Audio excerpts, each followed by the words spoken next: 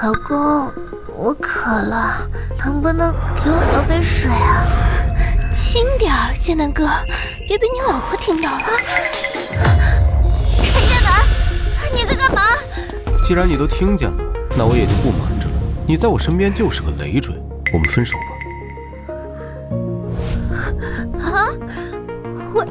为什么？为什么？因为我陈剑南不能娶一个瞎子当老婆，要娶也是娶清雪这样的漂亮女人。为什么要这么对我呀？为什么？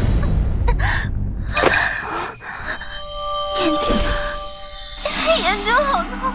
少装可怜，一个瞎子还能伤了眼睛？你就留在这医院自生自灭吧。走，宝贝儿，别在这鬼地方了，我还没玩够。讨厌！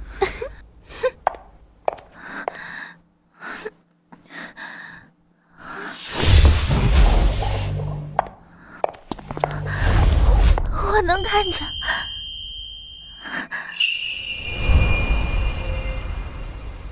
我的眼睛怎么突然就能看到东西了？若彤，我来看你啦！若彤，你怎么受伤了？啊，是不是姓沈那个混蛋干的？他个始乱终弃的家伙，竟然还敢动手伤人！你等着，看我打得他满地找牙！哎呀，珊珊，不用了，为他那种人犯事儿不值得。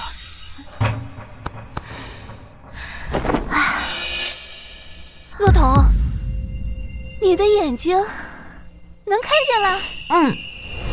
能看见了。太好了，你能看见了。这个镯子怎么在发光？珊珊，这个镯子，这个是我奶奶留给我的，说是她的传家宝，好像是从清朝的时候就有了。哦，对了，这个说是还是什么雪棉镯，在特殊的光照下，里面的棉絮会有血一样的色块，不过我从来都没有见过。怎么了？我刚刚明明看到镯子里面有棉絮，还有血块，我不但恢复光明，还能透视。我的眼睛竟然能透视，还能看到并吸收古董宝贝里的宝气，让我身体暖洋洋的。那如果是假货呢？珊珊，你有没有什么假的东西给我看看？假的东西？那这是地摊上5块钱买的。若彤，你到底怎么了？这个异能我还是不要告诉任何人的好，以免节外生枝。有这双眼睛，我还怕赚不到钱吗？从今天开始，我要捡漏赚大钱。看看了，来看看了，这个看着看，不错。走过路过不要看看这个怎么样？全是好东西。来，小姑娘，来看看今天新收的，热乎着呢，全是老物件。哎，老板，还有没有别的呀？做个墩子，自个儿看。哦。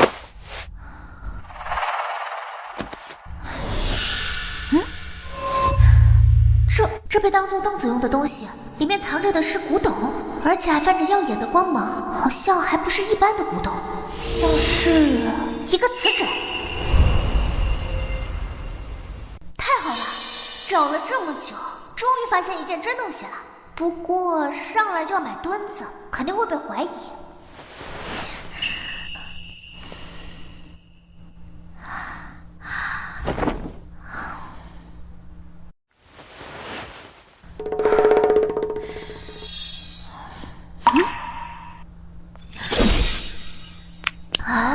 没想到这也是一件古董，虽然这个宝器不怎么样，不过应该也值个几万块钱。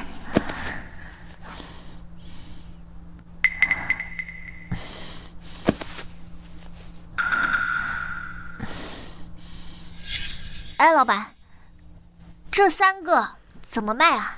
我也不跟你乱说，这些东西都是大有来头，别的我不说，起码不能让我亏了。3件算你2万就好。2万？虽然我知道那个青花瓷的笔筒绝对不止这个价钱，可我也不能当别人眼中的冤大头啊。2000。你这也太过了吧，直接给我来个1/10。嘘，已经不少了，毕竟谁也不敢保证这些东西是真的。可谁也不能说这些东西不是真的呀。别说了，一口价5000块，不愿意就算了。这5000也太多了呀！老板，我今天身上呀就带了这么多钱，我还想着我去那边摊上，我再多逛一逛，买一买呢。要不然这样，您再给我便宜点吧。哎，不行。老板，我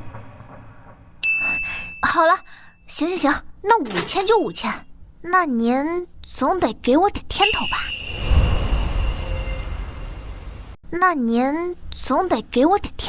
这么便宜了，你还要什么甜头？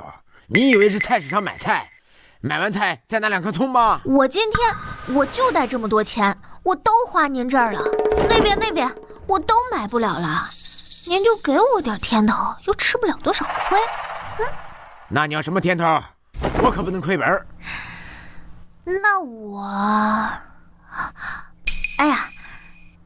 我要不然就要我做的这个墩儿吧，我看这做的也挺结实，我拿回家我当个纪念。哎，行，看在咱们第一次见面就交易成功的份上，也算有缘，这个送你了。太谢谢老板了。哎，老板您点。现在我唯一要做的事情就是尽快把这2样东西出手，有了钱我就可以买到属于自己的房子了。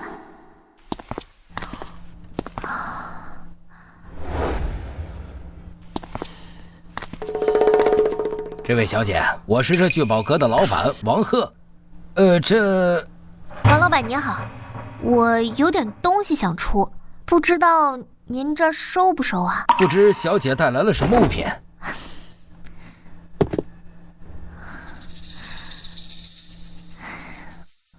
这2样。这大清乾隆年制的款式没有问题，釉色匀净，胎质坚实。是乾隆年间民窑的精品。那您看，这个您多少钱收？民窑器物虽不是御用，但品相完好，工艺尚可，给你8万块公道价。行，那您再帮我看看这个啊。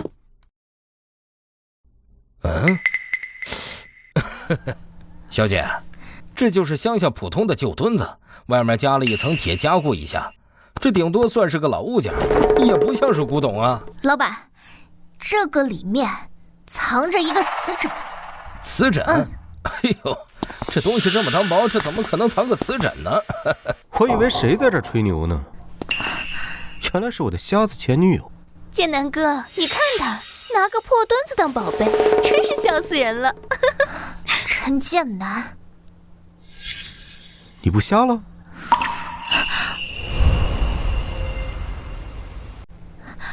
我瞎不瞎跟你有什么关系？就算你眼睛能看见，也是个废物。我跟你谈了3年，我还不了解你吗？你别说古玩知识了，连古玩长什么样都没见过。拿个破墩子说是瓷枕，真是可笑至极。陈剑南，你最好少在这里给我狗叫。我这才是货真价实的宋代定窑瓷枕，你的破墩子能比吗？王老板，您是行家，快告诉他宋代定窑瓷枕的价值。这宋代定窑以白瓷著称，瓷枕是经典器型，若是真品，即便有轻微残破，那市场价值至少得100万。听见了没？100万！你是不是被我退婚想钱想疯了？拿个破墩子说是瓷枕，到处忽悠人。王老板，麻烦你帮我把它给拆开吧，让他看看这里面到底有没有瓷枕。小姐，那我就试试。许小姐莫怪我下手重啊。无妨，您随便拆。我看你就是死鸭子嘴硬，里面要是有瓷枕，我就把它吃了。王老板，使劲拆啊！我看你拆到天黑也拆不出什么瓷枕。谢南哥，这里面好像真有东西。哎，不可能！要是真有瓷枕，我真把它吃了。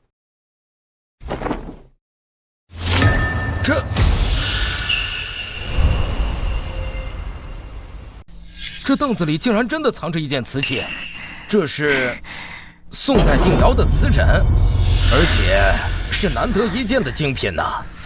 小姐，真的没有想到，这个瓷枕居然在这个凳子里面。陈建南，你刚刚不还说，如果这里面真的有瓷枕，你就把这个墩子给吃了吗？怎么，要不要我给你加点调料啊？不对，如果他那个是真的，那我这个也是真的。哦，陈先生，不妨我来帮你看看。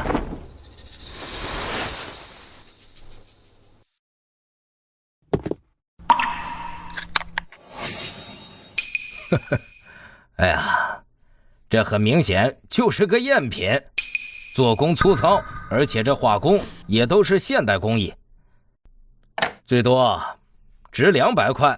什么？怎么可能？小姐，不知小姐可愿出手啊？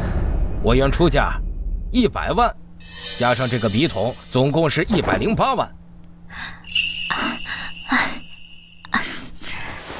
可以。来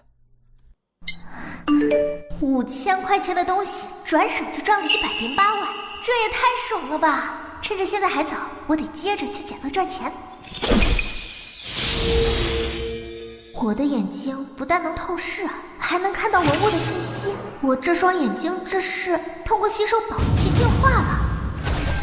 古董们，我来了！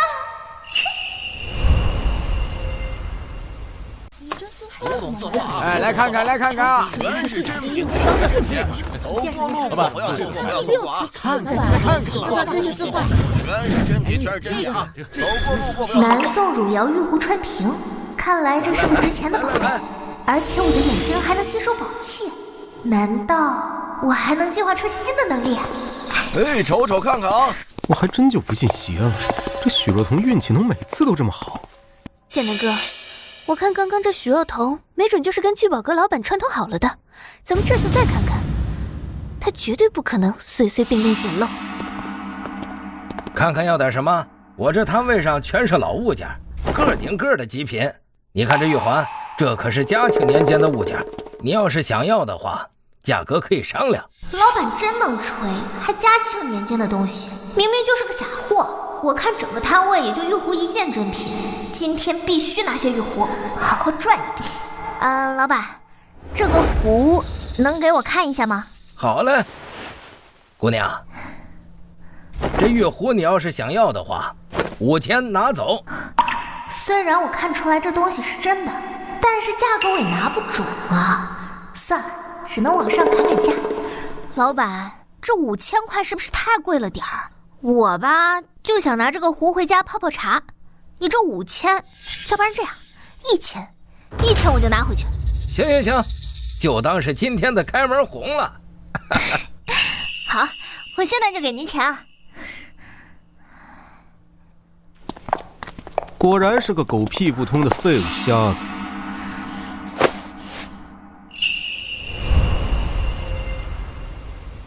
陈建南，我跟你之间已经一点关系都没有了，请你离我远一点。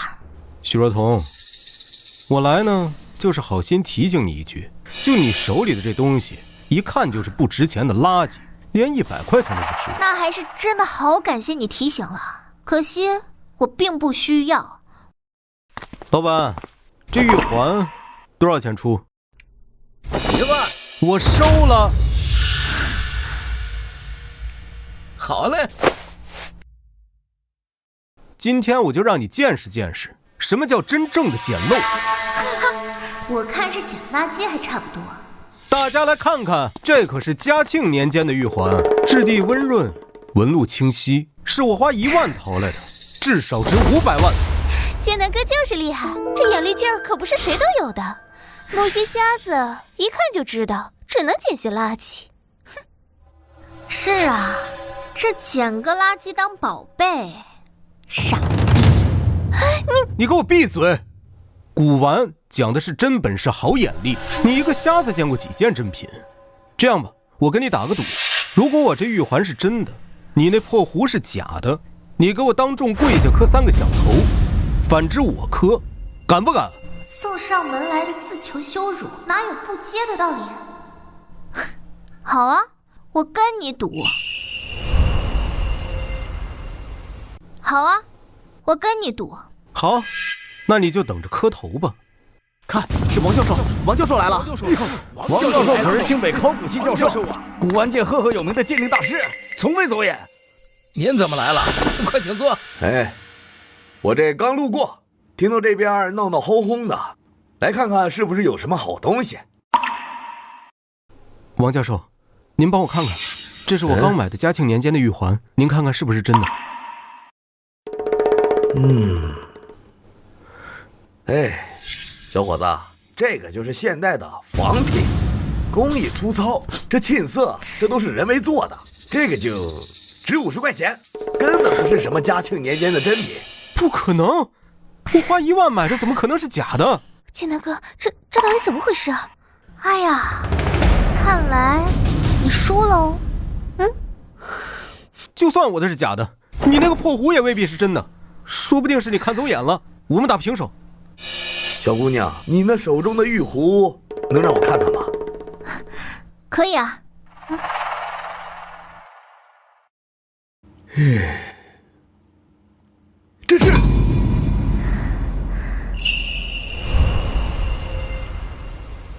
这是南宋年间的汝窑玉壶春瓶，胎质细腻，釉色温润如玉，还有细小的开片，这是难得一见的真品啊！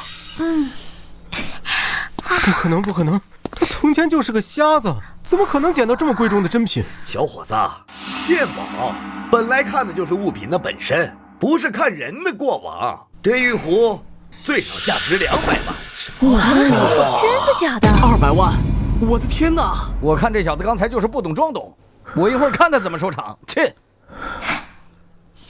陈剑南，你输了，愿赌服输，跪下道歉吧。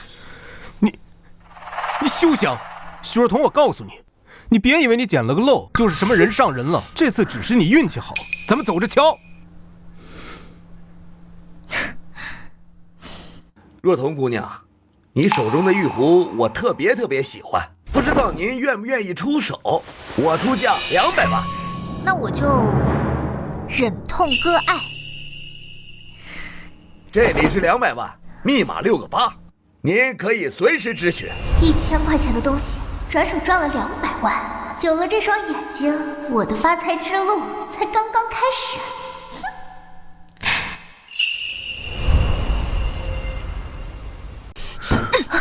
那陈剑南就是个渣男，当初你眼睛看不见，他隔天就找了柳青雪，现在听说你赚了钱，指不定又在背后嚼舌根。这主人就该让他吃点亏，好好教训一顿才解气。好了，别气了，这事情不都过去了吗？我现在挺好的，所以啊，我就不跟那种人再计较。哎，对了，若彤，你上次卖那宋代瓷枕赚了108万，真是靠捡漏来的？我还以为你跟我开玩笑呢，你也太厉害了吧！当然是真的啦，不过我觉得其实还是靠运气了，而且捡漏这个事情它太不稳定，我就想着呢，看看还有什么能长期做的路子，多赚点钱。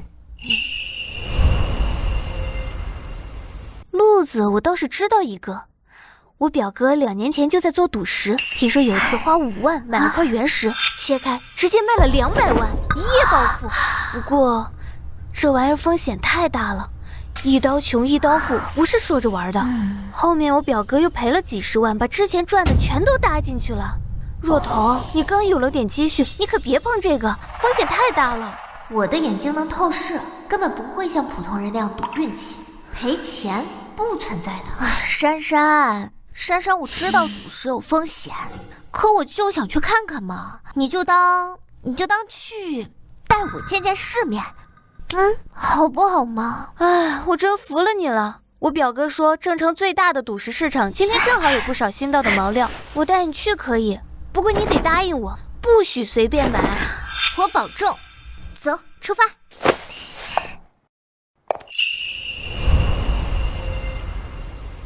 各位老板看过来，刚到的老坑毛料，你们看这表皮的褪色纹路，这是不知道清晰的锰蛋，底部碧寒帝王绿，这可是满洲最有潜力的毛料，现在出价已经到了28万了，还有人加价吗？看到没？这个场面特别容易让人冲动，你别往前挤，咱们在这儿看看就行。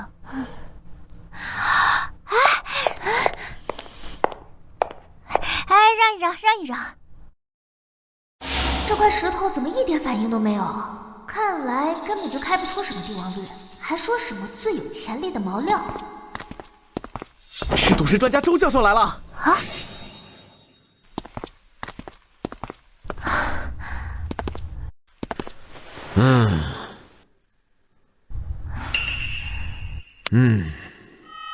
表皮翠色自然，蟒带分布均匀，水头看着也足，内部必定是高滨帝王绿，30万内入手，必定稳赚不赔。稳赚不赔。我出29万，我出29万5，30万，我出30万。周教授可是业内权威，他都这么说了，这石头肯定抢手。这块石头它就是个废料，里边根本就没有翡翠。我说妹子，你到底懂不懂行？周教授可是赌石界的神话，他就从没走眼过。你竟然想反驳周教授，是想哗众取宠吗？年轻人有冲劲是好，但不懂装懂就有点可笑了。若彤，别闹了，周教授在业内地位太高了，咱们得罪不起，赶紧道歉算了。我有没有不懂装懂？让这块石头切开不就知道了吗？周教授说这赌石啊，看经验跟眼光，可经验也有失灵的时候，眼光更不能代表真相吧？你这小姑娘看着很面生，怕是刚入行的新手吧？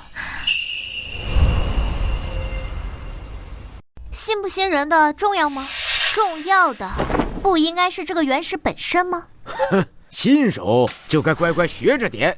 赌石这行靠的是几十年的经验积累和实打实的眼光毒辣，可不是随口一句废料就能否定的。我周明远在赌石界摸爬滚打30年，开出的帝王绿比你见过的石头都多，我还能看走眼了？周教授是什么人物？那是能凭一块原石断定内部成色的狠角色，轮得到你一个黄毛丫头在这里说3道4？年轻人想出名也不用这种法子呀，得罪了周教授，以后在赌石圈可没立足之地喽。就是啊，不懂就别乱说话，别在这丢人现眼。估计啊是看这里人多想博眼球呢，真是可笑。若彤，别再说了，周教授人脉广得很，咱们真的惹不起，赶紧道个歉，就说你是随口胡说的，咱们赶紧走。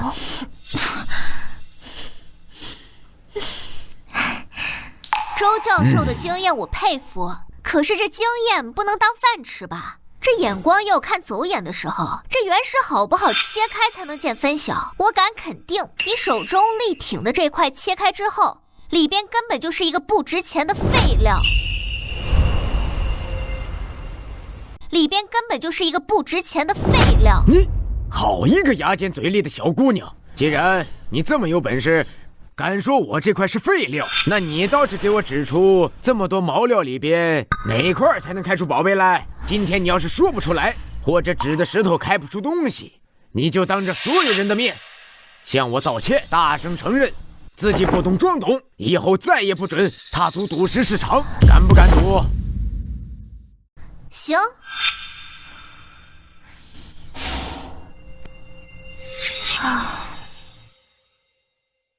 我选，这块儿。妹子，你没搞错吧？这玩意儿也叫毛料？我家院子里随便捡一块都比它强。这是拿石头当玩具呢，这么小一块，就算有翡翠，能值几个钱？怕不是被逼急了，随便指了块边角料凑数吧？小姑娘，你可别开玩笑了，这块是上次挑剩下的边角料，表皮一点翡翠的迹象都没有，重量还不到半斤，送人都没人要，嫌占地方呢。你换一块吧，别跟自己过不去。哼，你这块破石头要是能开出翡翠，我当场把我的专家证给撕了。这块原石30万，我买了。支付到账30万。谢谢周教授台，周教授一定能开出帝王绿。等着看我开帝王绿，让你见识见识什么才叫真正的赌石。老板，那块多少钱？不值钱的玩意儿了。你要真想要500块钱拿走，就当给大伙儿添个乐子了。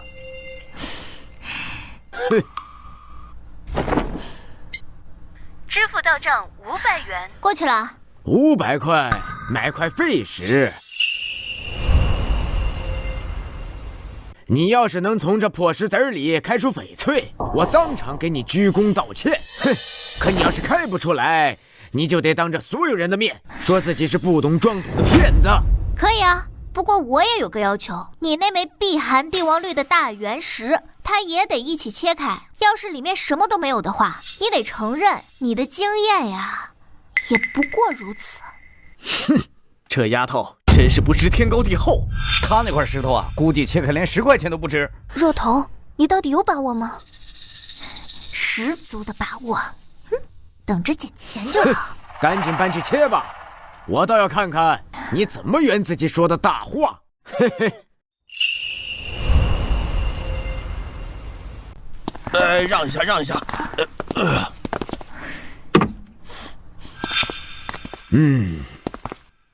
师傅，这石头你可慢点切，每切1毫米，你就得停一下，千万别破坏内部翡翠。要是切坏了，这损失……周教授，你放心，我切了20年，从来没有出过岔子。开始吧。好嘞，第一刀先去表皮，看看内里成色。停！怎么回事？你切偏了，这绿纹在右边，你切中间干嘛？不好意思，周教授，我这就换一个方向切。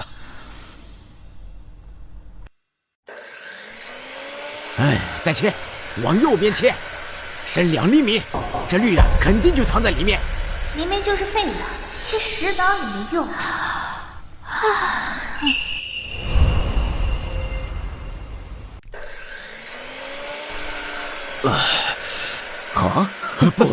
不可能！再切，往左边切。这次切薄点，肯定是我看错了位置。再切。周教授，赌石讲究见好就收，这都2刀没绿了，再切下去怕是……哼，你懂什么？我玩赌石的时候你还没入行呢。继续切，有什么事我担着。切，你别后悔就行。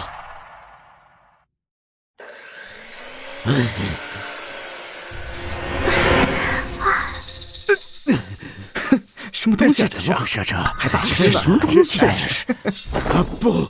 不可能！再切，把剩下的都切了，肯定有绿，我就不信了。若彤，还好你没先切，周教授这也太惨了。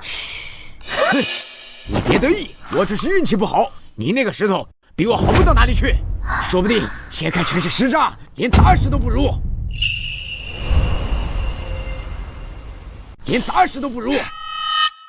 师傅，切我这个，从侧边切开吧，深度尽量控制在1厘米左右，轻点儿，别伤到里边的东西。哼，我还就不信了，你这500块的石头能开出什么花？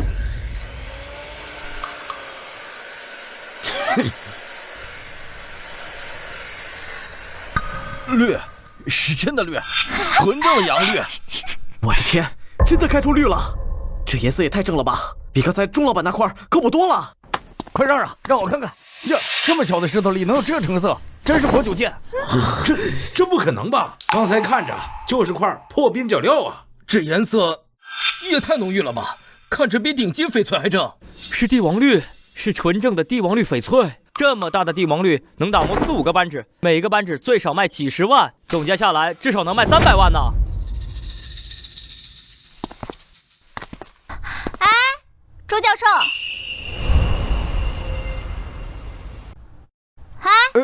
周教授，您等一下，这赌石啊，它靠的从来都不是名气，也不是几十年的经验，而是对宝物本身的敬畏和实打实的眼光。希望您以后可以记住这一点，以后不要再被经验蒙蔽您看清真相的眼睛了。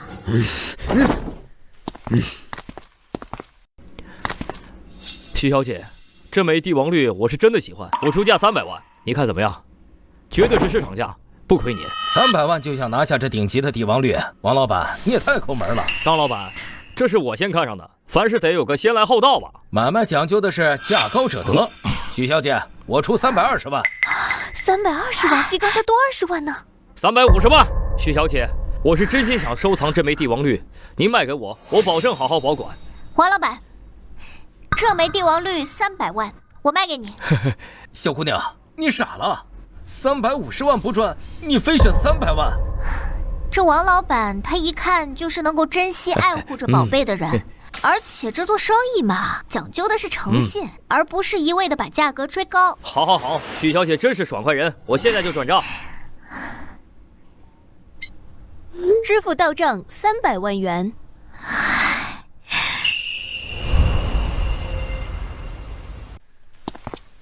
许小姐留步。周教授，有什么事儿？我周明远在赌石界摸爬滚打30年，靠的就是眼光准3个字。今天怎么能毁在一个小姑娘手里？我要跟你再赌一把。什么情况？这是这是什么情况？这是好戏看了，这是不服输啊！周教授这是上次输了，不甘心啊！我看周教授是怕名声坏了。话不能这样说呀，周教授30年经验不是白来的。也许上次许小姐真的是运气好。许小姐，咱们再赌一把。周教授这个是输不起了，所以还要再来。我不是输不起，是不想让外人觉得我周明远30年的道行不如一个毛丫头的运气。这次我们不比原石，就比明清至民国的宝石类镶嵌文玩，用真学识分高低。你敢接吗？反正我这双眼睛能透视，怕什么？可以啊，不过这赌总得有点彩头吧？咱们赌什么呀？我要是赢了，你就拜我为师，老老实实的跟我学3年赌石，不准再在圈里张扬。你要是赢了，我就认你为师，往后在赌石界、古玩圈，逢人就夸许小姐的本事远超于我。若彤，别答应！明清宝石鉴赏的那个水多深呢？他30年经验占尽便宜。哎呀，没事儿，这宝物的真假与资历无关，只与本身有关。好，不愧是初生牛犊，咱们现在就去前面那家店。今天刚到了不少宝贝，咱们就去那儿挑选，你看如何？行啊，去呗。走。这姑娘太冲动了，周教授的鉴宝经验可不是吹的，这赌注也太大了。欢迎来到本店。这个是晚清时期的屏风，紫檀木，5品阶，工艺精湛。周教授好眼光，这屏风确实是清代珍品，开价280万。开价280万。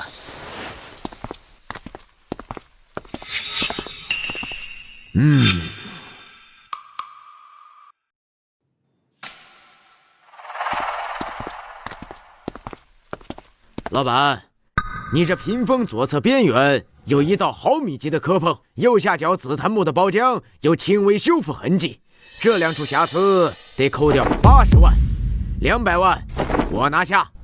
不愧是周教授，这都能看出来。行，200万成交。太厉害了！刚才这2处瑕疵，我看半天都没看见，周教授一眼就看穿了。专业，不愧是有30年经验的专家，砍价都砍得有道理。鉴宝靠的是真本事，不是瞎蒙的运气。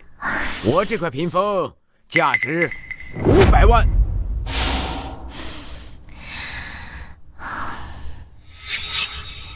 我的眼睛又升级了，现在竟然能看到宝物的具体价值了。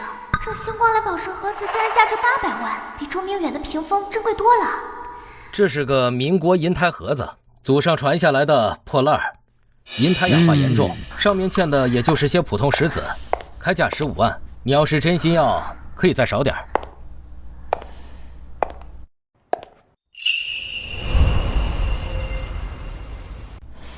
老板，10万块钱，我要了。好。小姑娘怕是傻了吧？10万买个满是铜绿的破盒子，里面的石子连玻璃都不如。我扫你。支付到账10万元。过去了。这就是你选的宝贝？如果是的话，那我就赢定了。是赵启年赵老，他可是享誉国际的鉴宝大师。赵老，您怎么大驾光临来了？刚才啊，我在外头听说周明远要和一个小姑娘互赌鉴宝，刚好啊，我来凑个热闹，正好当个裁判，公平公正啊！有赵老坐镇，那是再好不过了。那就麻烦赵老了。好，小姑娘，我就让你见识见识什么才是真学识。赵老，请看我这件宝贝。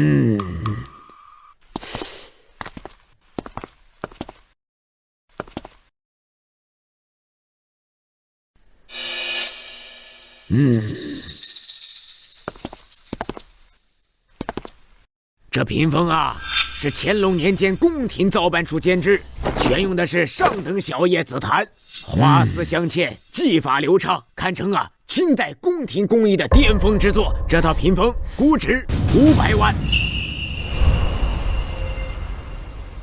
果然是价值500万的珍品，周教授的眼光太毒了。若彤，怎么办？赵老都认可他的屏风了。别急，好戏还在后头呢。赵老，这个盒子，麻烦您啊，用强光手电照一下。好。徐小姐，你这破铜盒子，如果能比得过我500万的屏风，我当场叫你师傅。小姑娘怕是被猪油蒙了心，10万买这么个破烂。哎，这年轻人太冲动了，以为捡漏能当饭吃，这下栽大了。哎呀，这不是普通的石头，这不是普通的石头，是罕见的天然星光蓝宝石和鸽血红宝石，品相顶级，星光清晰规整，颜色浓郁纯正，没有一丝杂质，这在宝石界都是可遇不可求的珍品呐。赵老，你是不是搞错了？这盒子银胎都氧化成这样了，上面的宝石怎么可能还保持这么好的品相？这会不会是人工合成的？胡说！这个天然星光宝石啊，它的星光纹路是内部包裹体自然形成，灵动通透，人工仿品的星光僵硬呆板，一对比便知。我从事鉴宝60余年，我还分不清天然和合成吗？赵老，您说这个盒子它的款式有没有可能底下有个什么机关呀、暗格呀？有没有可能啊？哦，还有机关。哦，还有机关。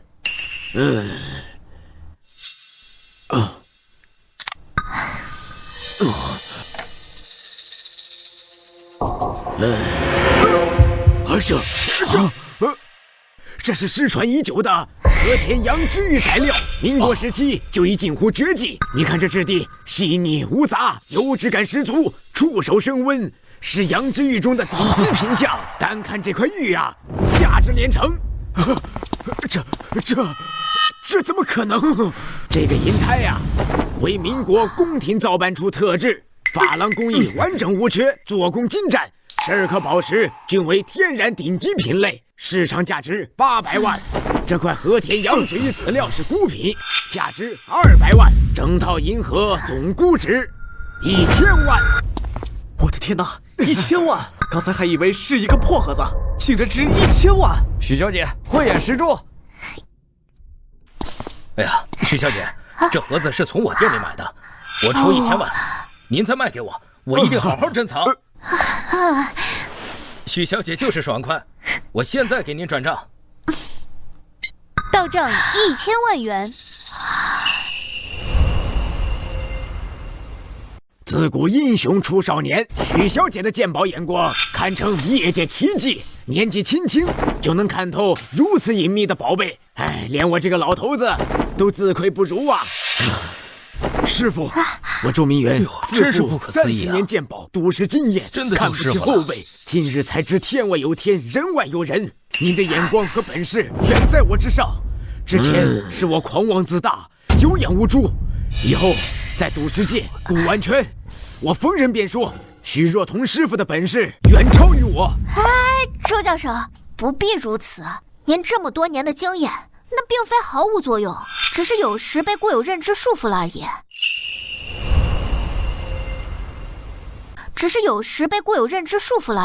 这鉴宝本来就是眼光还有经验相辅相成，以后呀，咱们互相学习，共同成长。徐师傅说的是，我今后一定放下身段，向你好好学习，再也不敢自负自满了。周明远，你能正视自己的不足，拜师学艺，难能可贵。徐小姐年纪轻轻，只有如此胸襟和本事。周教授经验丰富，你们互相学习，定能在古玩赌石界再创佳绩。现在存款已经1000多万了，是时候买一套属于自己的大房子，远离那些糟心事，好好享受生活了。许小姐这边请。我们的独栋别墅是整个镇城顶尖的宜居户型，我带您进去详细了解一下。请，许小姐您看，这套独栋别墅是我们小区的稀缺楼王，临湖视野最好，很多客户都盯着呢。总价1280万，您能拿下，一定是捡到宝了。哟，某些人捡了几次漏，就敢来看别墅了。林顾问，你可别被他骗了。他之前就是个瞎子，能攒点钱全靠运气，怎么可能买得起这里的房子？我跟他谈了3年，他的底细我最清楚。许小姐，要不您先看看我们的普通高层，性价比也很高，也符合大多数人的预算。不用了，我觉得这个独栋别墅呀，我特别喜欢。现在我就给你付全款。这里的独栋别墅要1000万，你那点捡漏来的小钱连零头都不到，我看你就是装模作样，等会儿肯定找借口溜走。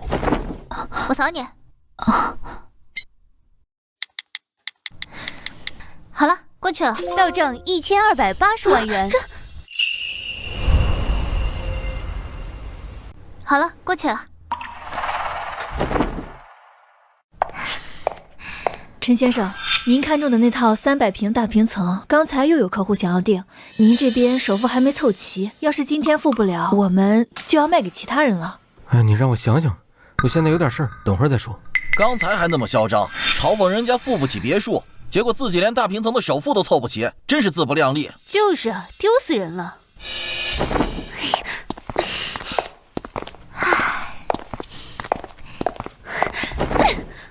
都怪你，非要嘲讽许肉头。现在好了，丢死人了，连大平层都买不起，你还不如她一个女人。要不是我公司资金周转不开，不然这点钱算什么？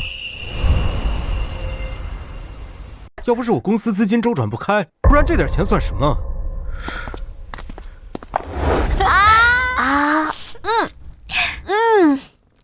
若头，这就是有钱人的生活吗？躺在千万别墅里吃草莓，连空气都比以前清新。我现在还跟做梦似的，你竟然全款买下了楼王。那当然了，我跟你说啊，远离了陈建南那种垃圾，以后啊，这就是咱们的快乐老家了。想吃多少草莓都管够，都是好日子，吃。吃。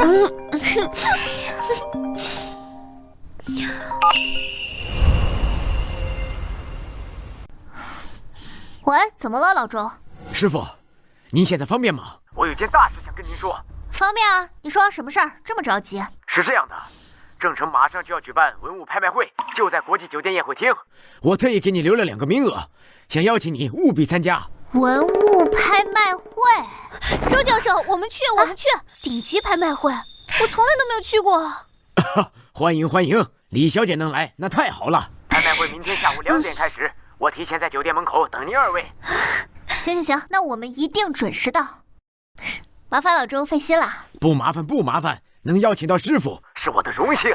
明天见。哎，行，谢谢啊，拜拜。天哪，若头，顶级拍卖会，听说那种场合里面全都是名人和富豪，还有好多我们一辈子都见不到的宝贝。若头，咱明天可得好好打扮一番，不能输了牌面。放心吧，明天啊，一定让你风风光光的出席。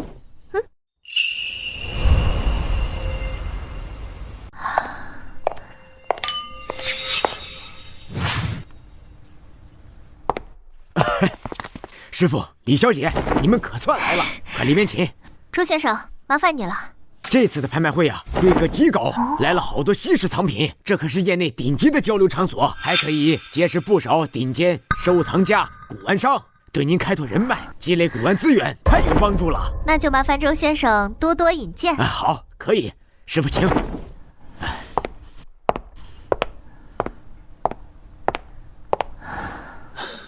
这位是古玩界赫赫有名的王乾盛，王老板手里藏了不少明清瓷器。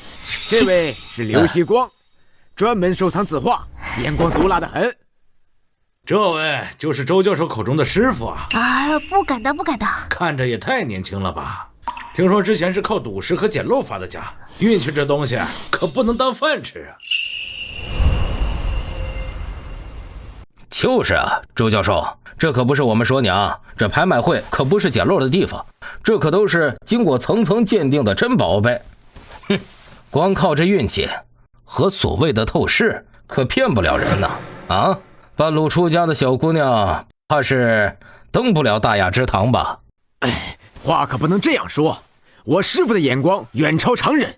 上次赌石开出的1000万的银胎嵌星光蓝宝石盒子，还有之前的宋代的定窑瓷枕，还有南宋汝窑玉壶春瓶，这些都是实打实的真品，他可不是靠运气。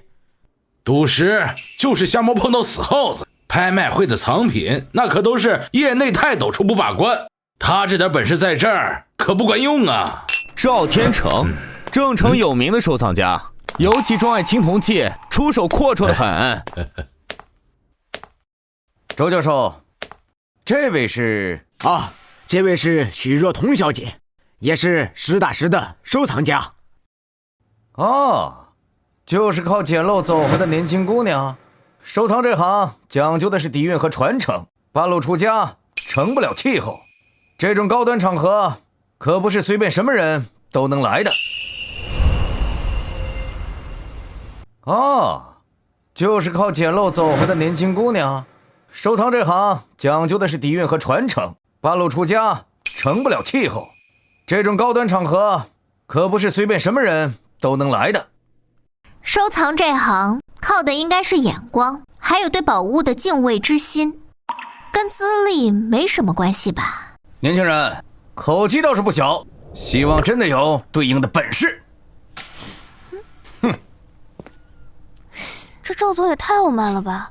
还有刚才那2个古玩商说话真难听。没事儿，不用跟他们一般见识。我们靠的是真本事，又不是靠嘴说的。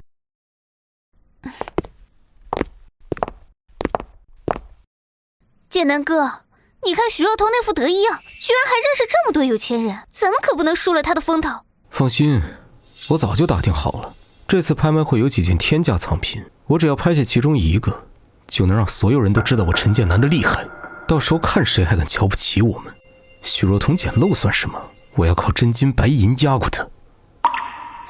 对，剑南哥，你一定要拍一件最贵的，让许若彤看看谁才是真正的有钱人。欢迎各位来宾来到本次盛腾拍卖会。此次拍卖会精选众多的精选藏品，每件经过筛选，极具收藏价值。现在拍卖会开始。第一件重要藏品，汉代青铜鼎。该鼎造型完美，纹路精美，铜绿自然，经初步鉴定为汉代真品，具有极高的收藏和历史价值。起拍价50万。现在竞价开始。60万，70万，80万，90万。赵总对这青铜器那是真爱啊，加价都加得那么干脆。100万，120万。赵总出价120万，120万第一次，120万第二次。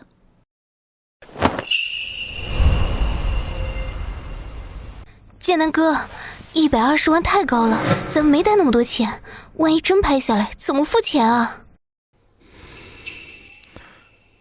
可恶！120万第三次。恭喜赵先生拍得此次汉代青铜鼎。年轻人看到了吗？收藏靠的是实力和眼光，不是靠运气捡个漏就能站稳脚跟的。这尊汉代青铜鼎可是实打实的真品。赵总眼光独到，这120万太值了。这不愧是赵总，出手就是阔绰。现代仿品人工做旧，价值500。哎，可惜了，120万买了500块的仿品。赵天成自以为的眼光独到，也不过如此嘛。赵总，您拍下的这尊青铜鼎啊，它并非汉代真品，它是现代的仿品。胡说八道！你个黄毛丫头，懂什么？这鼎可是经过拍卖会初步鉴定的，你分明是嫉妒我拍下了好东西，故意在这里污蔑造谣。他之前就是运气好，现在捡不到漏，开始哗众取宠了。人家赵总在郑城是有名的收藏家，他的眼光还能有错？剑南哥说的对，有些人啊，就是自己没本事，就见不得别人风光，真可怜。这青铜鼎一看就气得不凡，怎么可能是假货？这小姑娘也太狂了吧！质疑赵总，就是拍卖会能拿出来的东西，怎么可能会有假？肯定是想出名，想疯了。年轻人不懂规矩，故意搅局，主办方怎么不管管？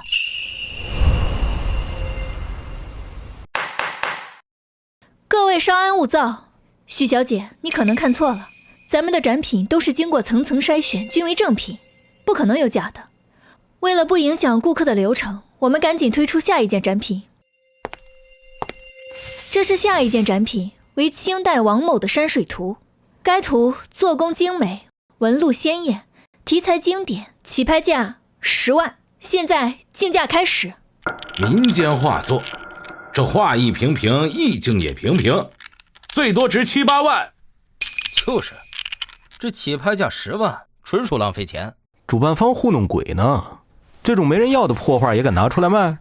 这画上面竟然藏着一幅画，而且是唐寅的真迹，价值5000万。如果现在没有人愿意竞价，那就流拍。12万啊！12万，这还是果然是傻子，花12万买个值7、8万的破画，之前还说我买假画，现在自己倒成了冤大头。我看他就是之前捡漏捡的钱太多，烧得慌。这12万扔水里都能听个响，你花12万买个破画，脑子进水了吧？若彤，你是不是看错了？这画也不怎么样，12万太亏了，要不咱们撤吧，省得别人笑话咱。你不懂，反正你放心，亏不了。12万第一次，12万第二次，12万第三次。恭喜许小姐拍得这一件清代山水图。许小姐，我看你也不容易，不如我出8万帮你把这幅画收了，也算给你减少点损失，怎么样？不好意思啊，不需要。这幅画呀，它的价值可远远超过12万，我看它价值5000万以上。我去，5000万！这画要是值5000万，我给你当牛做马，一辈子都听你的。剑南哥，别跟他一般见识，他呀就是为了面子强撑呢。好，你既然这么固执，那咱们就找专业的鉴定师一验便知，把我的青铜鼎和你的破画一起鉴定。要是我的鼎是真的，你的画不值5000万，你就得当场给我公开道歉，并承认故意污蔑我，不懂装懂。可以啊，不过我要是赢了，我不会像你这般紧张，也不需要你做什么，就是希望你以后做人呐，收敛一点，不要太过傲慢。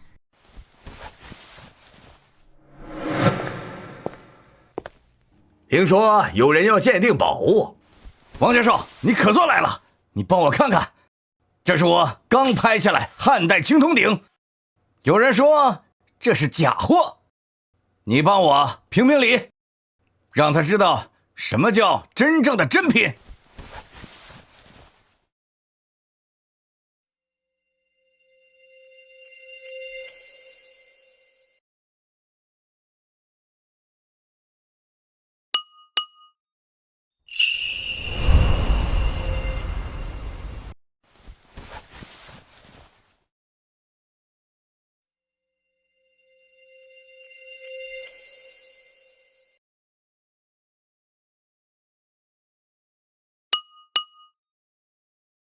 清雪，等着看吧。王教授肯定会说这鼎是真品，到时候他就得当众道歉，看他以后还怎么嚣张。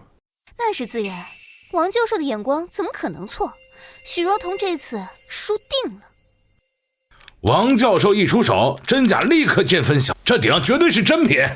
就是，这赵总怎么可能会买假的呢？待会儿啊，许小姐这次估计要脸丢大了。王教授，怎么样？这是汉代真品吧？赵先生，很遗憾，这件青铜鼎并非汉代真品，而是现代仿品。仿品？这房子是仿真品？不可能！王教授，你是不是看错了？这可是经过拍卖会初步鉴定的，铜绿那儿很自然，怎么可能会是仿品？看着铜绿，虽然看着自然，但其实是人工造的假，是用化学药剂浸泡而成。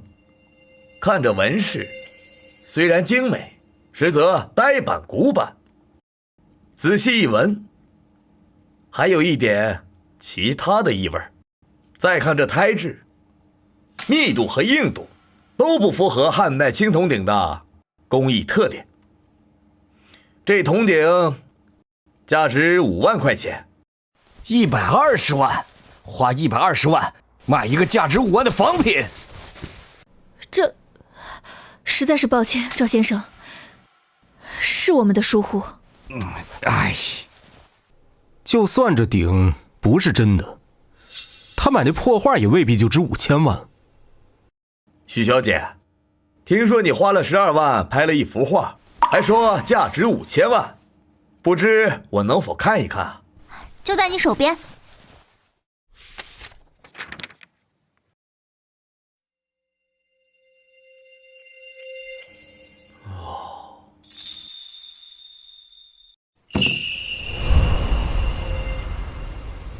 这确实是清代的一个民间画师的作品，笔法普通，意境平平，也就值几万块钱吧，怎么就值5000万了呢？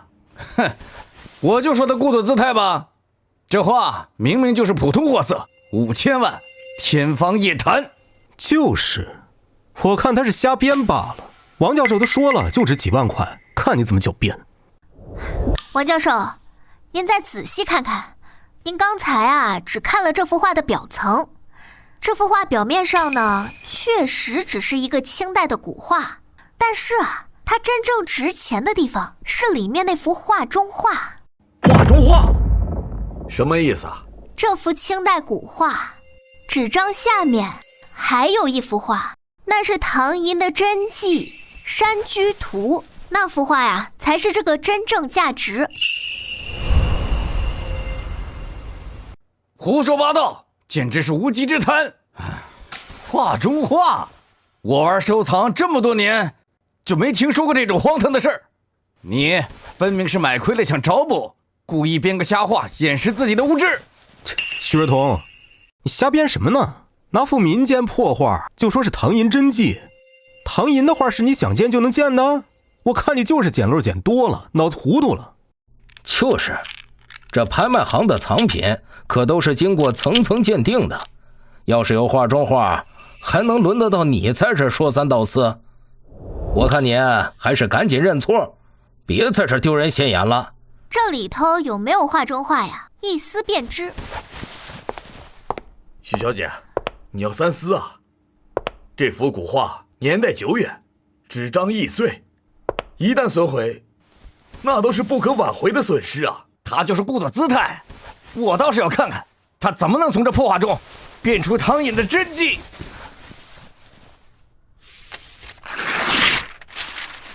啊！王教授，请看。啊！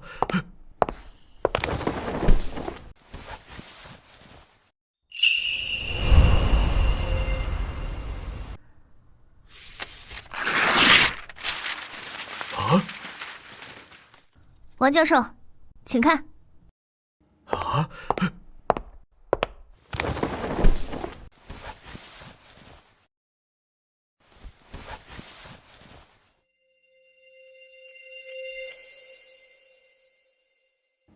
这笔法，这意境，真的，这真是唐寅的山居图真迹呀！不可能，这绝对不可能！怎么，真的有画中画？我的天，竟然真的是唐寅真迹！许小姐也太厉害了吧，这都能发现！王教授，你是不是看错了？这怎么会是唐寅的真迹啊？赵先生，我鉴定文物几十年，绝对不会看错。这笔法灵动自然，这意境，这绝对是唐寅的山居图的真迹。根据现在的市场价值，最少5000万。哎呀，5000万，我的天，这么多啊！他竟然真的捡到漏了。许小姐，久仰。许小姐真是眼光独到，慧眼识珠啊！这唐寅真迹我实在是太喜欢了。我出5000万，可否把这画卖给我呀？许小姐，她出5000万太少，我出5500万。我是做字画收藏的，这幅山居图在我这儿能发挥最大的价值。这样，你卖给我。刘西瓜，你怎么能抢我生意呢？我先出的价。这买卖嘛，价高者得，出不了这么高的价就别挡别人。许小姐，5500万，我现在就给您开支票。可以，5500万。嘿，好嘞。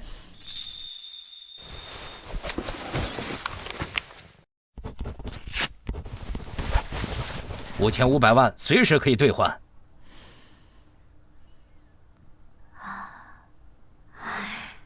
若彤，5500万，你也太厉害了吧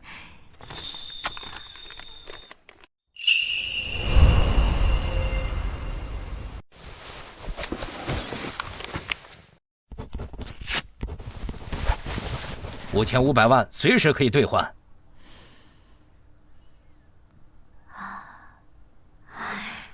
若彤，5500万，你也太厉害了吧！赵先生，我之前就同你说过，这收藏呢，看的是眼光和对这些宝物的敬意，跟经验无关。所以还希望你以后呢，做人做事啊，谦虚，不然呀，闹出笑话。哎呀！师傅，你太厉害了，我太佩服你了。以后你只要往东，我绝不往西。徐小姐，年少有为，眼光独到，真是鉴宝界的奇才呀！佩服，佩服！靠自己的本事赢得尊重，这感觉真好。有这双慧眼，身价过亿，迟早的事儿。现在还是去买个车吧，这样出门也方便。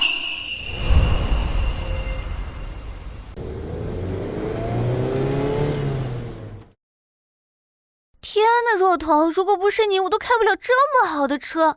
你现在有房有钱有存款，还能分分钟让那些瞧不起你的人闭嘴，你简直就是我的偶像。你之后都可以躺平人生了呀！瞧你这熊样吧，这才哪儿到哪儿啊！我要赚的是更多的钱。我许若彤就是要让他们知道，没了男人，我照样能把日子过得红红火火，风生水起。好，那我就做你的贤内助，帮你赶走一切晦气小人。你先当好你的司机吧，开车。来看看，快来看看。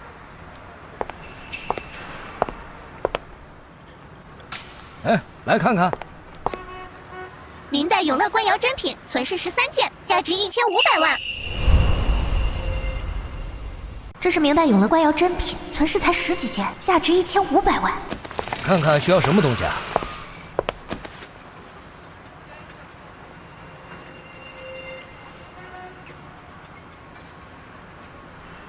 小姑娘，这可是民国仿永乐的好东西，缠枝连纹虽然模糊，但是韵味还是一样。8000块钱绝对值。民国仿永乐，看来这老板看走了眼，以为这珍品是个不值钱的仿品。行，这东西啊，8000我要了。徐小姐，你这眼光也太退步了吧！这分明就是民国的普通仿品，缠枝连纹都糊成这样了，最多值2000块。你真打算花8000买啊？是啊，这杯子看着就普通，8000太贵了。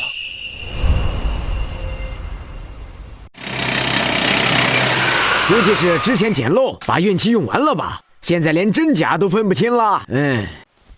若头，要不咱再看看吧，别买亏了。放心，老板，这8000块钱我要了。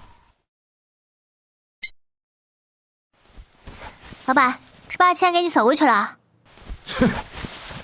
等着后悔去吧！8000块钱买个破烂儿，真是人傻钱多呀！哟，许小姐，哎呀，好久不见呀！啊，我正和王教授和文物所的刘专家说你那些捡漏的奇事呢。只是运气好，我那之前呢，那就纯粹是运气好。哎，今天都带什么好东西了？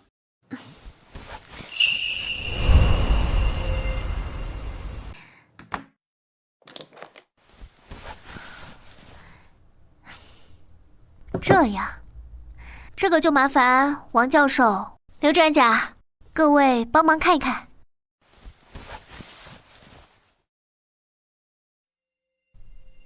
许小姐，这杯子缠枝连纹模糊，釉面磨损严重，杯底也没有明显的永乐官窑的款式，这应该就是个民国仿品，价值啊，值几千块左右。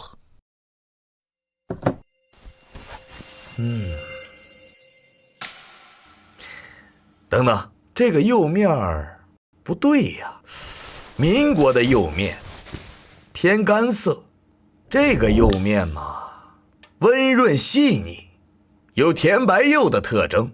咱们再看看杯底，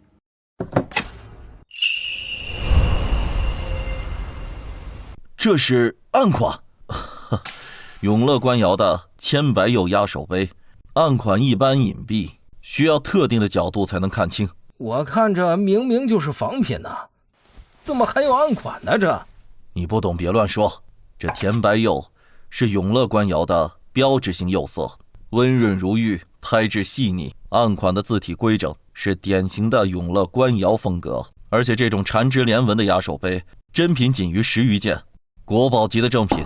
刘专家说的没错，绝对是明代永乐年间的真品。不过之前呢，被民国那个仿品呢所掩盖了表象。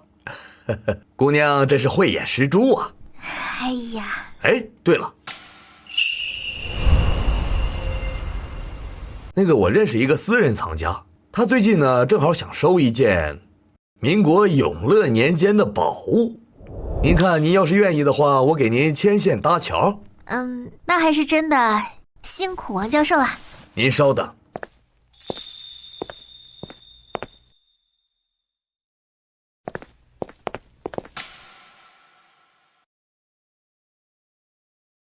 没想到有生之年能看到永乐官窑的压手杯真品。许小姐，我出价1500万，您看能不能把它转让给我？我一定好好珍藏。既然先生够有诚意，那就1500万卖给你。支付宝到账1500万元。许小姐，我斗胆问一句，这压手杯您是多少钱收来的？8000块。8000块！哎呀，许小姐，8000块买下1500万的真品，您这真是鉴宝眼光，真是前无古人呐！若彤1500万，你也太厉害了吧！许小姐，明天有一个民间古玩交流会，您要是感兴趣，可以一同前去啊。说不定又可以去捡漏了。好，那我明天一定去。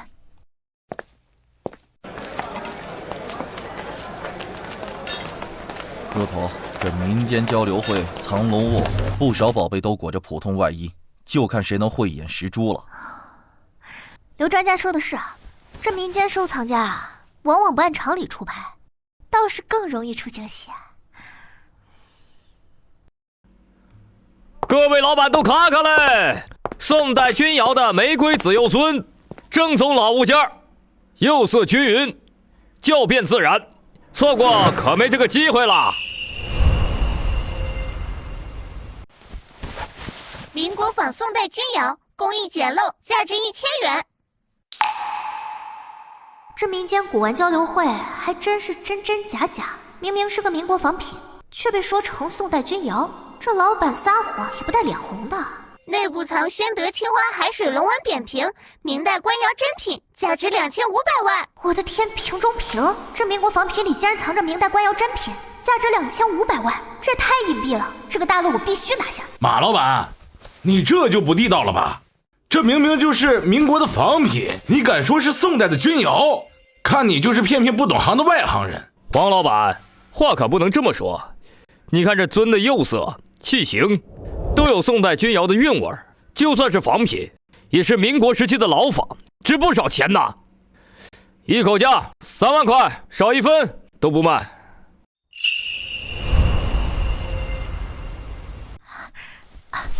马老板，你这个看起来确实挺像玫瑰紫油尊的，但是啊，你看看，你这个窑变得非常刻意，而且啊，胎质非常的不细腻，你看粗糙，所以你这个确实是民国时代的仿品。小姑娘，你这话可没有依据，我这可是祖传的，怎么会是普通的仿品呢？马老板，你这个到底值多少钱？大家心里都有数。你这3万块钱太贵了，这样5000，这其实也就值5000。你要是同意，我马上就拿下。啊，5000块？哎，不行，小姑娘，你这砍价也太狠了。最低2万块，少了不卖。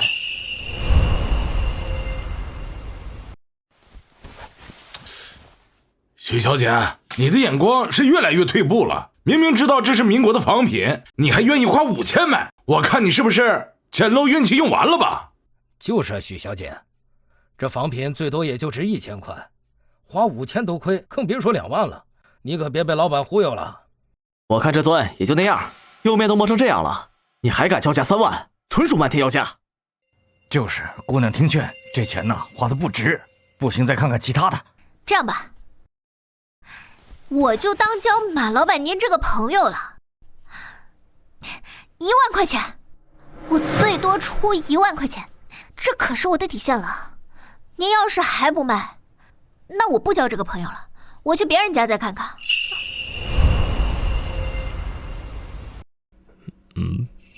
行，1万就1万，我看你是诚心想要的，我吃亏，卖给你算了。行，我现在就给你钱。好，转过去啊。商家收款1万元。许小姐，我刘某人就搞不明白了，既然这是一个民国的仿品，为什么还要花1万块钱买回来？哼，我看他就是有钱没地方花了。是我买它，自然有我买它的理由嘛。道理有什么道理？我看你就是捡漏捡上瘾了，以为什么东西都能开出天价宝贝。我看你就是赚钱了，烧得慌。这尊的工艺确实粗糙，釉色也不够纯正，就算是民国仿品，也属于下品，1万真的亏了。肉头，你眼光一向独到，这次怎么会？各位，如你们所见，这的确是一个宋代钧窑玫瑰紫油尊，表面上看起来是这样子，价值也就1800块。我就说你终于承认了吧？我就说你看走眼了，1万块钱买个1800块钱的东西，真是可笑。年轻人还是太冲动了，收藏这行可不全靠运气啊，没有真本事，迟早会栽跟头。可是我的眼睛告诉我了，说这个里边呢，它藏着价值2500万的真宝贝。2500万？徐若彤，你疯了吧？这小小的，这尊里边你就是装满金条，它也不值2500万呢，简直是天方夜谭。这瓷尊也就这么大点儿，最多也就能藏个小物件，怎么可能值2500万？我看你是为了面子，故意吹牛皮呢吧？就是啊，2500万！你要是能从这里面找出2500万的东西，我就把这碎瓷片给吃了。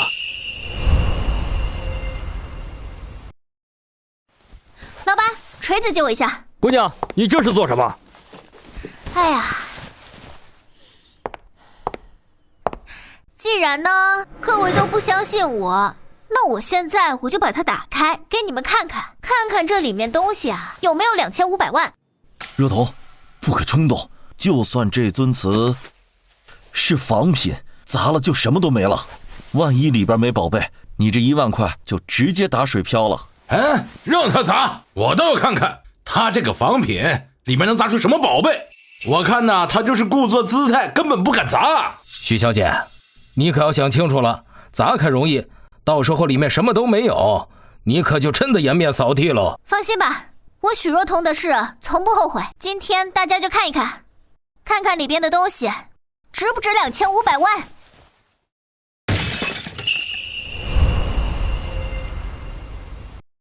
我的天，里面竟然真藏东西！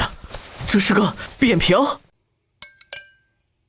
你让我看看，仿品里边藏着一个新的瓶子，这操作也太隐蔽了吧！哼，别是故弄玄虚，外面的民国假货里面能有什么好东西？说不定啊是现代工艺产出的仿品，还是许小姐自导自演的闹剧，故意放里面骗钱。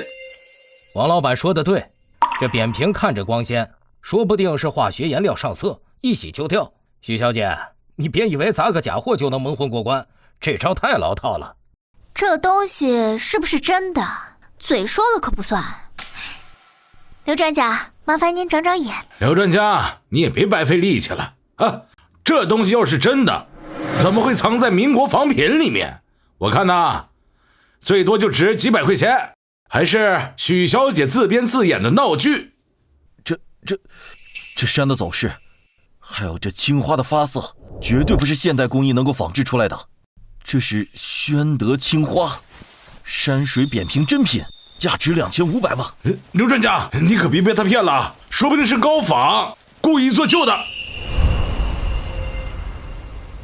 高仿？你看这胎质，宣德官窑胎质细腻洁白，胎体厚重却不显笨拙。这瓶底的跳刀痕和火石红都是明代官窑的典型特征，人工根本仿不出来。刘专家，可否让我看一看？我研究了宣德青花很多年，正好验证一下。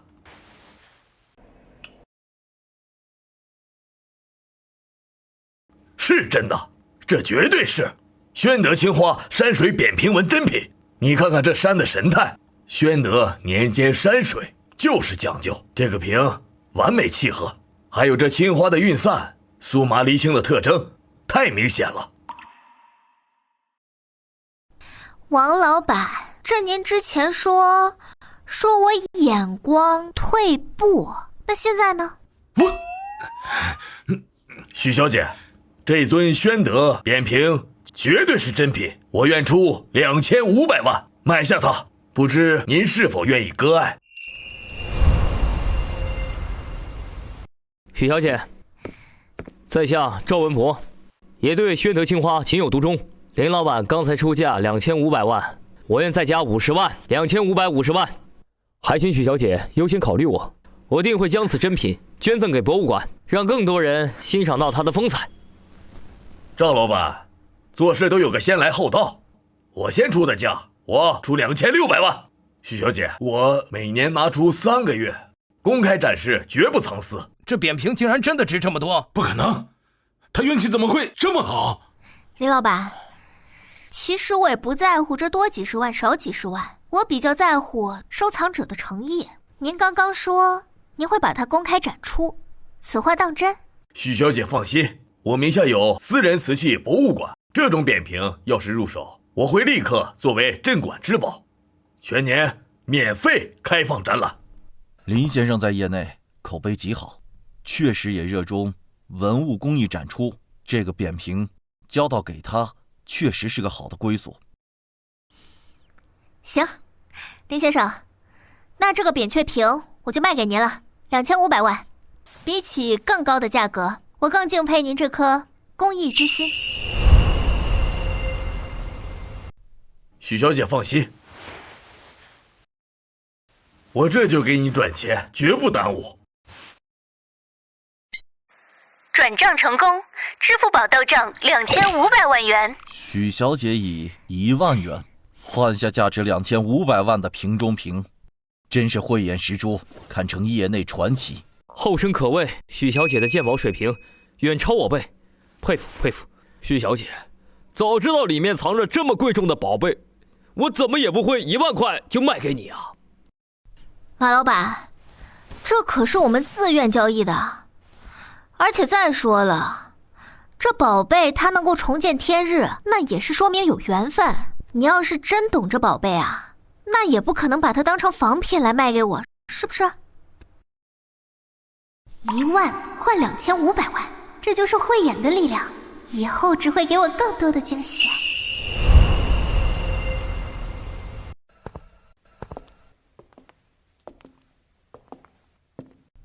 许小姐，您这双眼睛真是老天赏饭吃。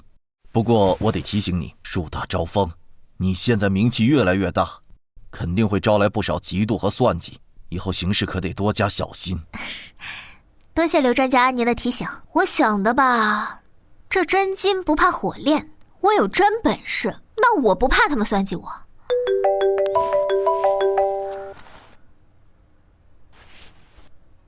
喂，周先生，怎么了？省级私藏拍卖会，还有不少海外的私藏家。好，我一定去。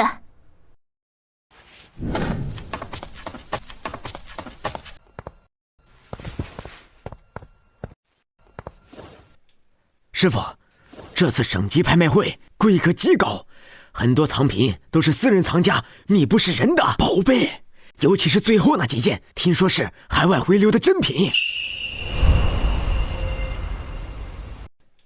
师傅，这次省级拍卖会规格极高，很多藏品都是私人藏家秘不示人的宝贝，尤其是最后那几件，听说是海外回流的珍品。若彤，你看那边几位都是古玩圈赫赫有名的大佬，那个穿唐装的就是张世宏，听说呀，他专收珐琅彩，号称珐琅彩第一人呢。各位藏家，接下来这件拍品将是本场拍卖会的特色藏品。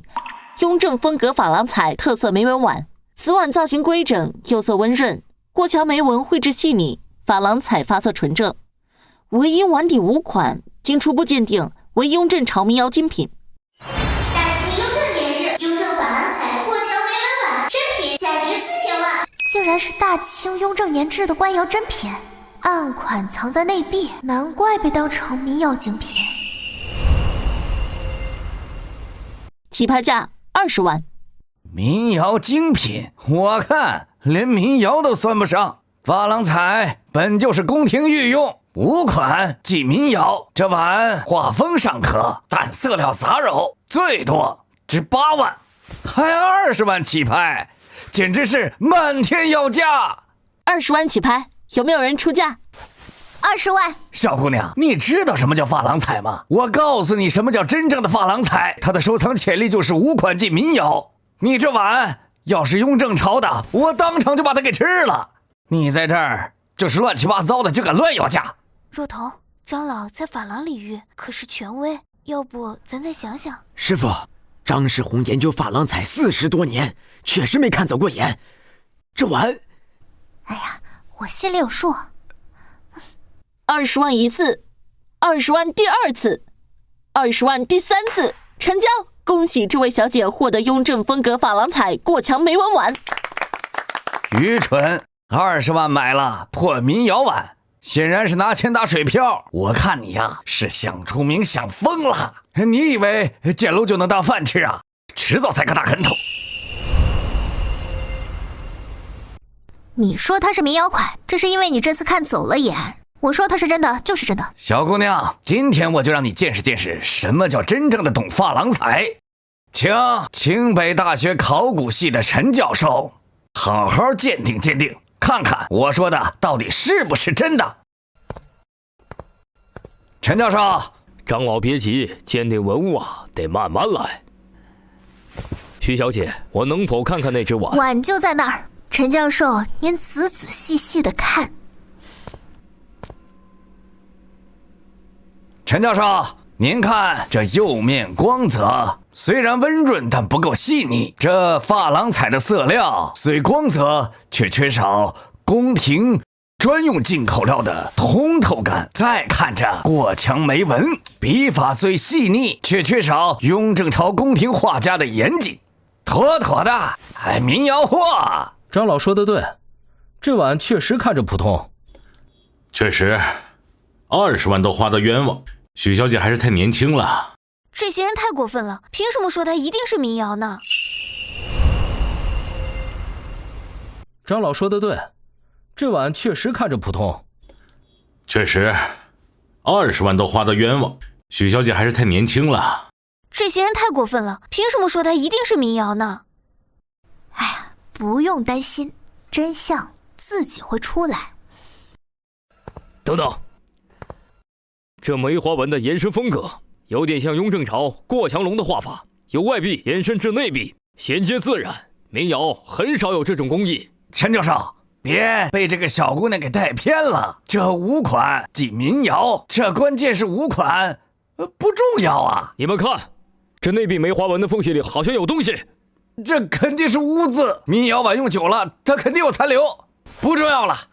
不是污渍，是案款，是大清雍正年制的案款，字体规整，是雍正朝官员的典型风格。这案款呢，绝对是雍正官窑的手笔。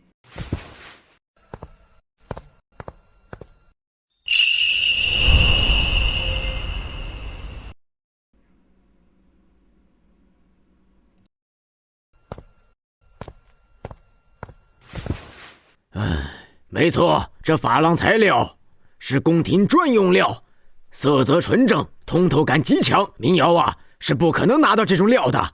这个碗是实打实的雍正珐琅材官窑珍品，不可能，绝对不可能！我研究珐琅彩40多年，从未见过5款的官窑珐琅彩，一定是你们看错了。张老，这雍正朝的宫廷珐琅彩，它就是有一部分是没有底款的。那是因为那部分它用的是暗款，藏在纹样里面的，这是为了这个器具整体的审美。您没见过，那不代表这东西不存在。这口碗，它的这个珐琅彩的材料呀，还有它的纹样风格和它暗纹的字体，这完全符合雍正宫廷珐琅彩的这些特征。这碗就是真的。那得多少钱？至少呀，3500万。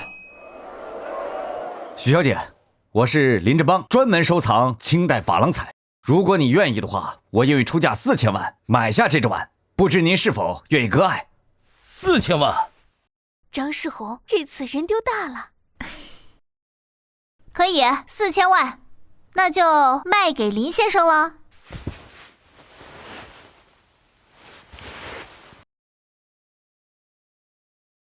许小姐，4000万的支票您随时可以兑换。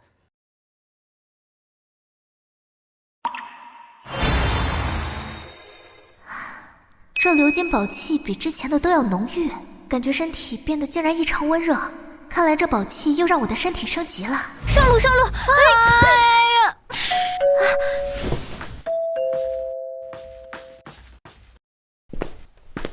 若彤，张世宏张老来了。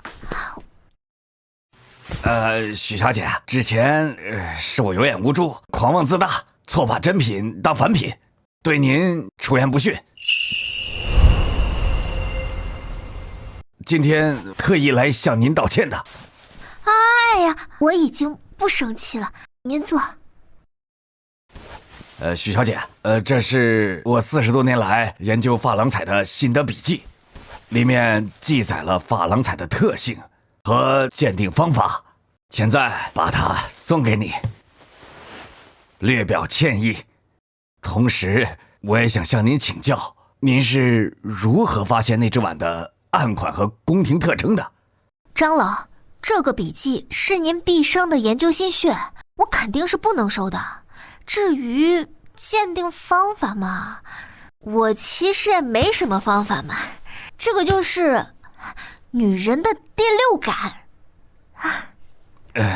许小姐，您年纪轻轻就有如此独到的眼光和魄力，我真是自愧不如啊。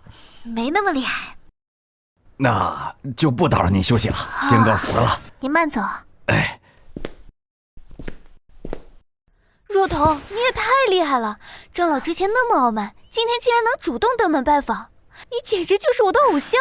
偶像谈不上，做人吧还是得低调。啊，今天几号来着？23号，怎么了？23号啊！坏了！23号了，怎么还没来大姨妈？按道理早该来了，这都推迟快1周了。不会是身体出了什么问题吧？之前捡漏赌食熬了那么多夜，难道是累坏了？若彤，你怎么了？是不是来大姨妈了？我没事儿，我就是想上厕所。不行，这事儿不能马虎，万一真是什么大病，我赚再多钱也没用啊！得赶紧去医院检查检查，可千万别出什么岔子啊！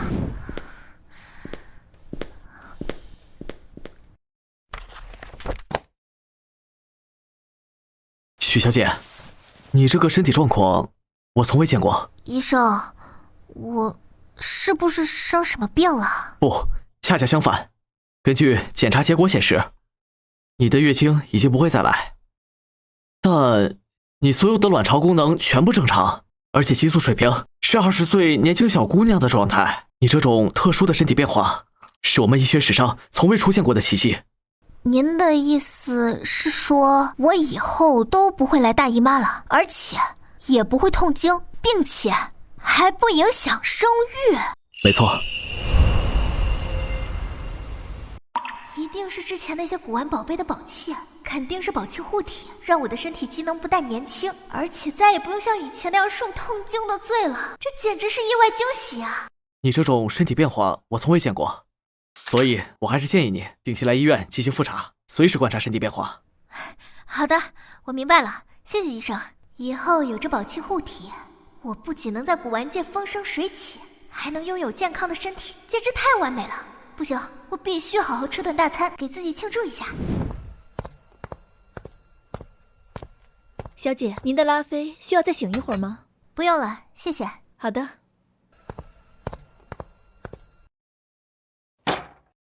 陈建南，你看现在什么样子，连个爱马仕包都买不起，我跟着你喝西北风吗？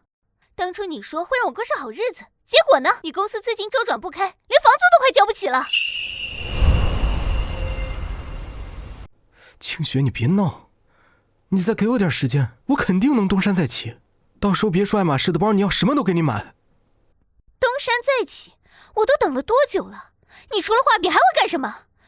我受够了，我要分手。你，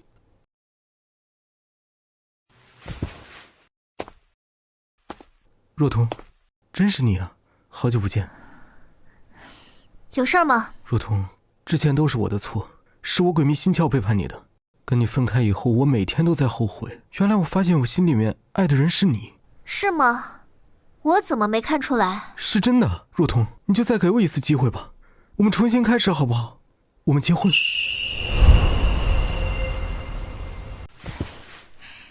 陈建南，你是不是忘了你当初在医院怎么说的了？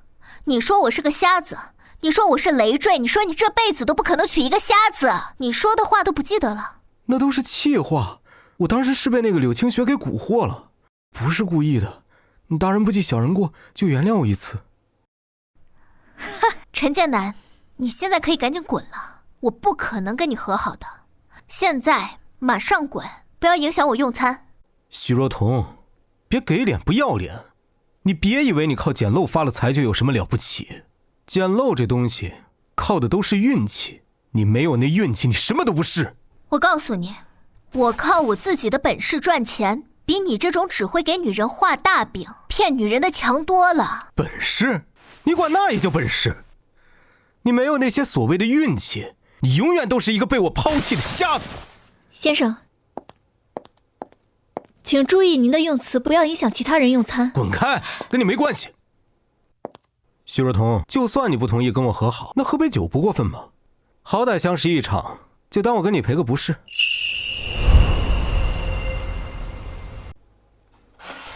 我不跟你喝。来嘛，若彤，就喝一杯。他以前一杯啤酒就能倒，只要他能喝下这杯酒，今晚我岂不是可以为所欲为了？我说了我不喝，我就算喝酒，我也不可能跟你这种人渣喝。许若彤，你别给脸不要脸。这样吧，你就喝一杯行吗？喝完我就走。我看你一会儿喝多了，还不是在床上好好伺候我。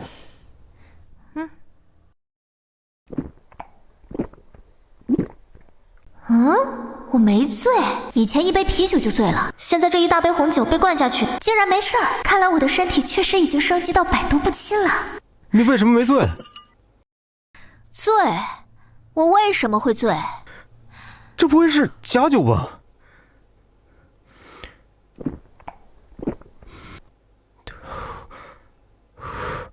不可能。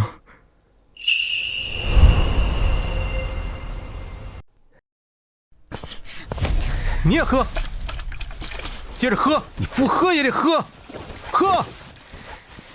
放开我！先生，你喝醉了，请您清醒点。我没喝醉，滚！你这人怎么回事啊？在这耍酒疯啊？这也太没素质了吧！赶快叫保安！保安！保安！拉我干什么？我没喝醉，我还要给他买包呢，我是有钱人。许小姐，实在对不起，让您受惊了。今晚的餐费给您全免，算是对您的一点补偿。不用了，餐费我会照常付的。我这身体现在简直就是神体，百毒不侵，还不来大姨妈。看来老天爷都在助我，未来能好好安心赚大钱。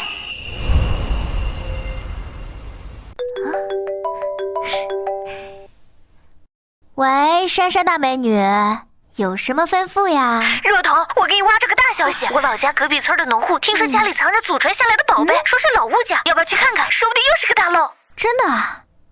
农户位置发给我，我马上就过去。我把农户大哥的微信推给你，他叫张铁柱，你到村口给他打电话，他会来接你。记得穿朴素点，别让人家觉得你是大老板漫天要价。行，我知道了，规矩我都懂。谢了，我现在就出发了。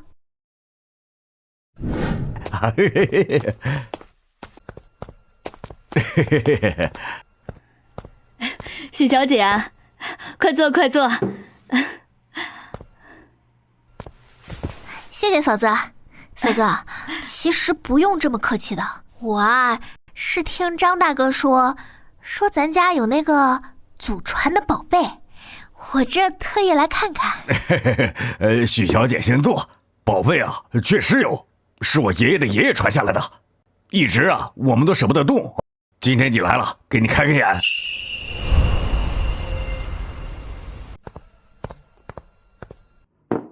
您看，这可是唐三彩，看这颜色多正，造型多气派，搁以前啊这是皇宫里才能用的东西。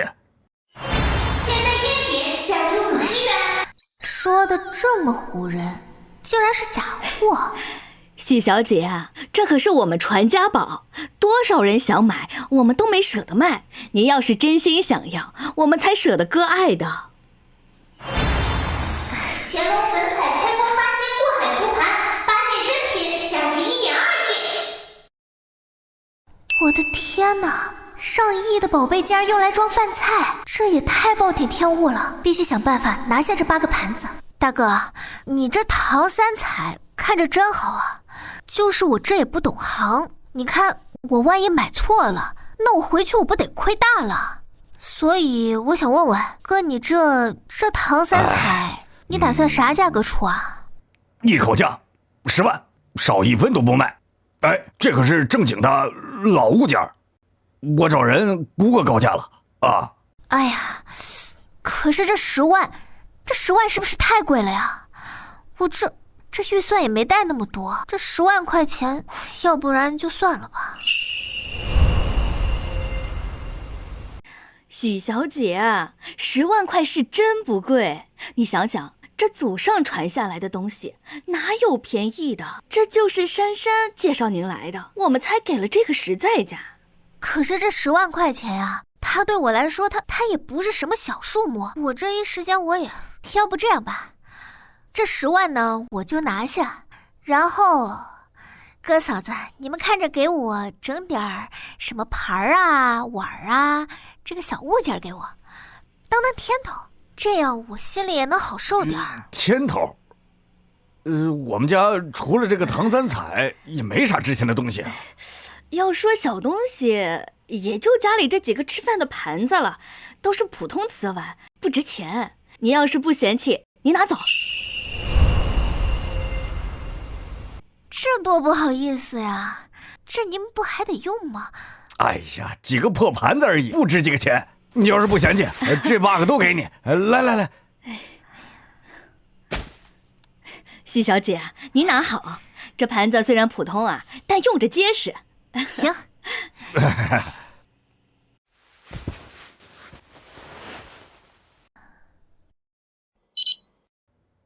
支付宝到账10万元。收到了。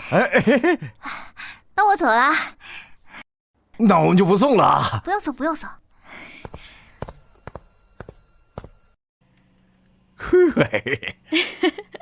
当家的，你说这城里人是不是傻？拿着10万块买了个假货，还把几个破盘子当宝贝。哎呀，谁说不是呢？啊，那个唐三彩是我去年在国外花500块钱买的，本来想着骗个几千块，没想到这傻丫头直接转了10万，还拿走了几个不值钱的盘子。这回啊，咱们真是捡到大便宜喽！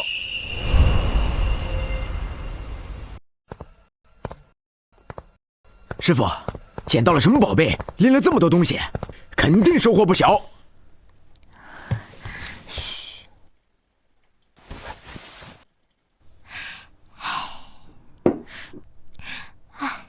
小赵、老王，帮我看看这个。若彤，这就是个仿品，釉色和质地都不对，最多值几百块钱。你花多少钱买的？啊，不多，就10万。10万？师傅，你看错了吧？这也太假了吧！我知道这些是假的，我是想让你们看看这个。这不就是破盘子吗？都没有刷干净。仔细看看。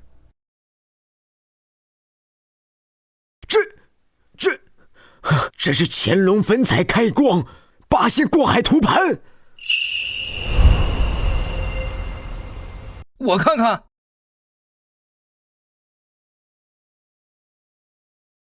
釉色温润，画工精湛。这8仙的图案栩栩如生，这确实有乾隆官窑的风格。这也不对呀，这8个盘子里边有7个盘子有大清乾隆制，这是官窑产品，做工精细。这有1个盘子没有乾隆款制，这难道是赝品？乾隆粉彩开光8仙过海图，市烧价值1亿。老周，我记得你之前是不是说过，这宋代官窑烧制都有市烧件？是有市烧品，市烧品就是官窑在正式烧制之前用来检验工艺和釉色的，大都没有款式，存世量极其稀少，比正常官窑还要珍贵，就像错版钱币一样，沾上就是上亿的价值。我敢肯定，这一件它就是市烧件。是真的，这真的是市烧品。你看这胎质的密度，釉色的均匀度和其他7个盘子完全一样，而且边缘有细微的烧灼痕迹，这是仿品，绝对做不出来的。我的天，这一套8件，还有1个市烧件，这简直就是国宝级的收藏啊！林先生，我这儿有一套好宝贝，你绝对感兴趣。乾隆的粉彩开光8仙过海图盘，你等着，我马上到。好。这居然真的是乾隆粉彩8仙过海图盘啊！这还有市烧件。林先生，你再仔细看看，这绝对是真的。市烧件的极少，成套的就更加罕见了。许小姐，我十分喜欢这套餐具，我愿意出价2个亿买下它，您看怎么样？ 2个亿？之前我的眼睛提示我这东西最多价值1亿2千万，林先生居然开到了2个亿，您真的愿意出2个亿？我确定，我现在就给你转账。支付宝到账2亿元。许小姐，周教授，为了感谢你们割爱，我送了你们2位3日后顶级拍卖会邀请函。这次拍卖会会有不少顶级的玉器珍宝，还有几件海外流回的珍宝，你们呀肯定会喜欢的。这顶级拍卖会邀请函可是一票难求啊！许小姐的鉴宝眼光堪称一绝，与2位结交啊是我的荣幸。那咱们3日后拍卖会见。若彤啊，你真是太厉害了，你的眼光啊和运气那真是前无古人呐。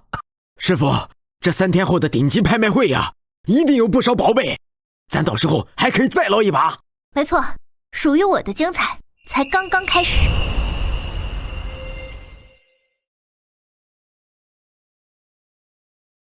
听说了吗？压轴的清代和田玉白玉籽料龙凤呈祥摆件，号称史上最值钱玉器。光听名字就不一般，据说玉质纯白无瑕，雕工更是宫廷级别。不知道最终能卖到多少，怕是要破亿了吧？今晚这龙凤呈祥摆件，我陈建南势在必得，哪怕是押上全部身家也要拿下。哟，这不徐简楼大王吗？怎么，你也来凑热闹？不过我还是劝你当心点，今晚这宝贝你看不懂。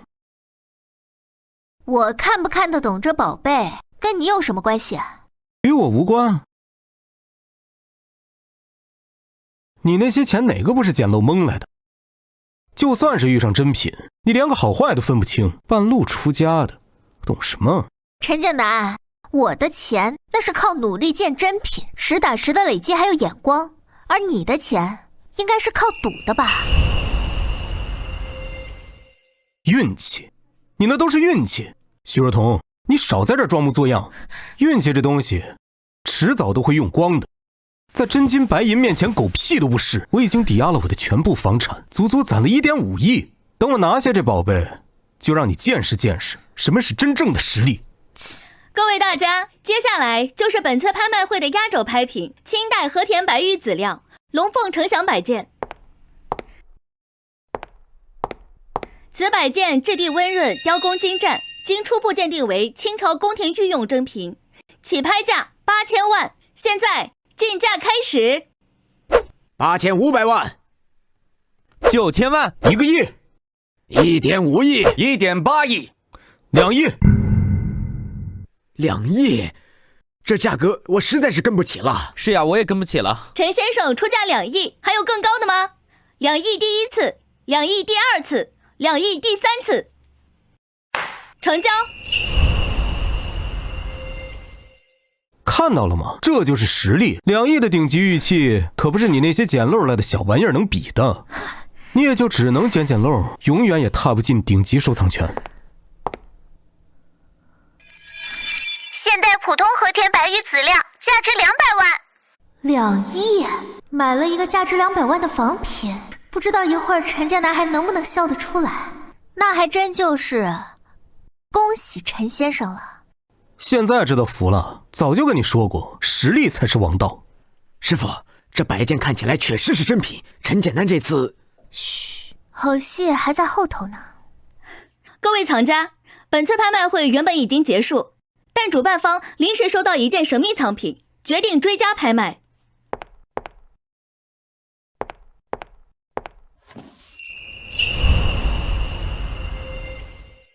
这是一块来源未知的神秘玉石，此玉石来源神秘，外观普通，或许内部藏有惊喜。起拍价100万，现在竞价开始。这也叫宝贝？看着比路边的石头还普通。100万买块破石头，谁会这么傻？主办方怕不是来凑数的吧？这破东西也就只能拿来凑数。帝王祖母绿，体积巨大，纯度极高，价值100亿。这竟然是一块价值100亿的帝王级祖母绿，就如此巨大纯净的帝王级祖母绿，堪称世界罕见。如果没人愿意竞拍，那么此件拍品只能流拍。100万。徐若彤，你疯了吧？2亿的真品你不抢，100万的石头你敢买？我看你是捡漏捡多了，脑子都不灵了。这许小姐怎么回事？之前眼光不是挺好的吗？怕不是被陈先生刺激到了，故意赌气吧？这100万虽然不多，但也不能这么浪费吧？师傅，这石头看着没什么特别的，你这出100万是不是？嘘，我确定，放心吧，一会儿就知道了。许小姐出价100万，还有更高的吗？100万第一次，100万第二次，100万第三次，成交。许若彤，你真大方，100万买块破石头，钱花的可真冤枉。我这钱花的冤不冤，值不值得？切开看看不就知道了。来啊，切啊，让大家都看看你有多愚蠢。我倒要看看你是怎么从这破石头变出宝贝的。绿，是绿色的。怎么可能？是真的，这是一块巨大的帝王祖母绿啊，价值100亿。天哪，100亿，这简直是天价！许小姐也太厉害了，居然用100万就捡漏了100亿宝贝。咱俩今天算是平手，反正我也捡到大漏了。我这可是清代和田玉资料，放在拍卖会上至少能卖50亿。陈建南，你怕是不知道，你这款是个赝品。许若彤，你少血口喷人！我花2亿买的宝贝，经过拍卖会初步认证为真品，你一个半路出家的野路子，懂什么？简直胡说八道！许小姐之前眼光挺准的，这次会不会看走眼了？不好说吧，2个亿的拍品，拍卖会不能随意拿出个仿品吧？听到了没？大家都不信你，今天我让你死个明白！把古玩界最权威的张世宏老师请过来，让他好好看看，打烂你的狗脸！谁要鉴定藏品？长老，你可算来了，你帮我看看这宝贝，有人说它是假的，你帮我评评理。清代宫廷玉器，我看看。长老，您可要仔细看看这件宝贝的交接处，还有这玉质处。你少在这指手画脚，人家张老是什么身份，用得着你教？张老怎么皱眉头了？不会是真有问题吧？张老看得仔细，真的假不了。年轻人，你这摆件不是清代宫廷珍品。怎么可能？张老，您是不是看错了？你看这里，这里有几条细微的拼接线，看似处理的隐蔽，但在我们专业灯光下面一目了然。清代宫廷玉器讲究一体合成，绝非有这种拼接工艺。不可能，哪有拼接工艺？我怎么没看到？再看这玉质，它只是普通的和田玉籽料，并非清代宫廷顶级的白玉。这玉质不够细腻，油脂感也不足，而且这雕工看似精湛，实则线条粗糙，缺少清代宫廷画师的灵动韵味。这是典型的现代仿品。这到底能值多少钱？材质普通，工艺一般，最多200万。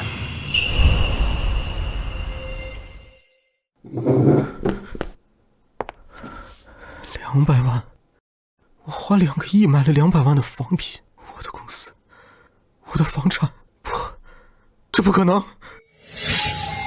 许若彤，都是你，是你诅咒我，我饶不了你！自己选的路，自食恶果，怨不得别人吧？许小姐，我是王氏宝石公司董事长，你这帝王祖母绿确实世间罕见，我愿意出100亿买下它，请您务必割爱。许小姐，我出110亿，我保证把它打造成顶级珠宝系列，让它绽放出最大的价值。120亿，许小姐，这是我能给出的最高诚意价了。后续的所有宣传资料我给你倾斜。可以，王总，那就120亿，我将这块玉卖给您。我相信这块玉在您这儿能发挥它最大的价值。太好了，许小姐，您真是爽快，我这就安排给您转账。银行卡到账120亿元。许小姐，慧眼识珠，胆识过人，100万捡漏120亿的帝王祖母绿，堪称古玩界100年难见的经典传奇呀！许小姐的鉴宝眼光达到了出神入化的境界，我等自愧不如呀。我破产了，我倾家荡产了。徐若彤，你给我站住！你要干嘛？少废话，跟我走！你放开我！你放开我！哎呀！哎，喂！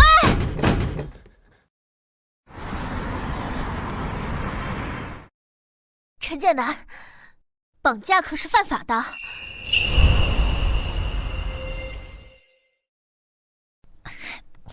犯法？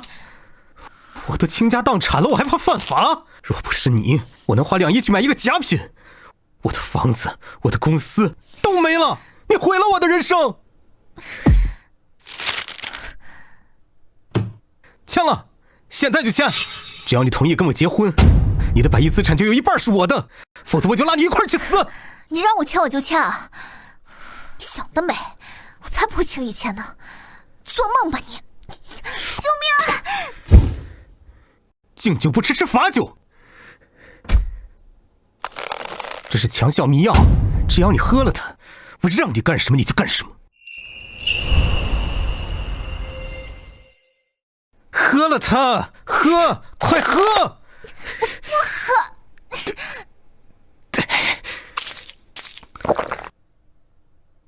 你个贱人！这迷药怎么？搬起石头砸自己脚的感觉可不好受吧？喂，110吗？对，我要报警。不许动，跟我们走一趟。警察同志，是我报的警。这位女士，你没事吧？我现在没事。他就是陈建南，就是他。你看，他还准备了迷药，他还准备让我签那个什么结婚协议书，然后好霸占我的财产。你们是谁？我是她丈夫。你被捕了。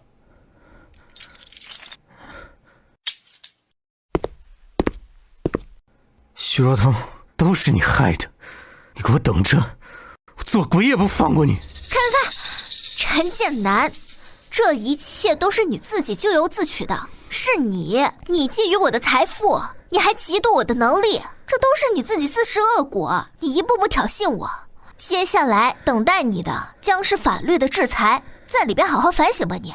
徐女士，陈建南，我们会把他依法进行公诉。你日后遇到任何危险，直接报警。多谢警察同志了。带走。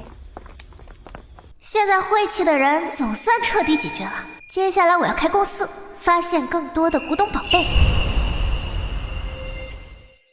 哎，你快来看这个，这个看着不错，是稀世珍品，就是啊，真的是很好看。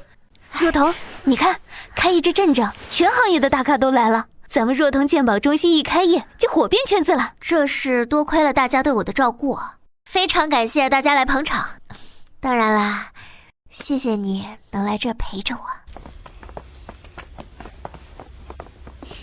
恭喜啊，恭喜！若彤鉴宝中心的成立呀，这是我们古玩界的大喜事。你呀，携100亿身家创办这个企业，智慧和眼光都值得人敬佩呀。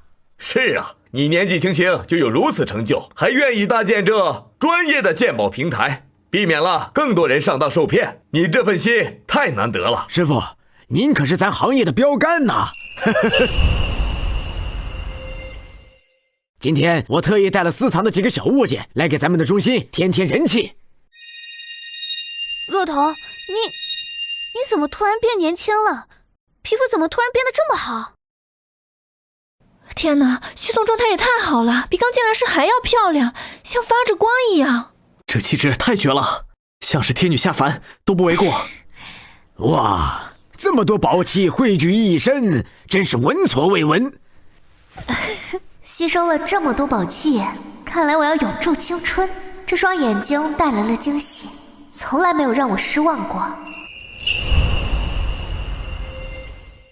徐小姐如今身价100亿，创办了鉴宝中心，现在容貌又是如此年轻出众，真是事业、财富、容貌3丰收，妥妥的人生赢家呀！纵观整个古玩界，做到如此成就的许小姐是头一个，既有慧眼识珠的本事，又有开拓事业的魄力，实在令人钦佩呀。徐总，您能保持好这种状态的秘诀是什么呢？还有，你对鉴宝中心未来有什么规划呢？